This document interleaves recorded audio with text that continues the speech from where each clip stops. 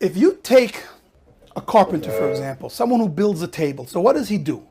This table builder takes wood that already exists. He puts his influence on that wood. He takes the wood and he has to use his creative ability to take that wood and cut it up in a way and design it in a way that it becomes a table. Once that carpenter is finished with his work, he leaves the table on its own and goes and does his next job.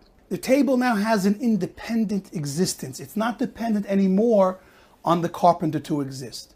Now, certainly the elements that this carpenter used to build this table were never dependent on the carpenter. The nails, the wood, everything else used to make this table a functioning table, the elements were already there. He didn't bring them into existence. Now, that's compared to the creation of the world by God. Since the world had no existence until God brought it into existence, so obviously every aspect of this world is dependent on God in order for it to exist.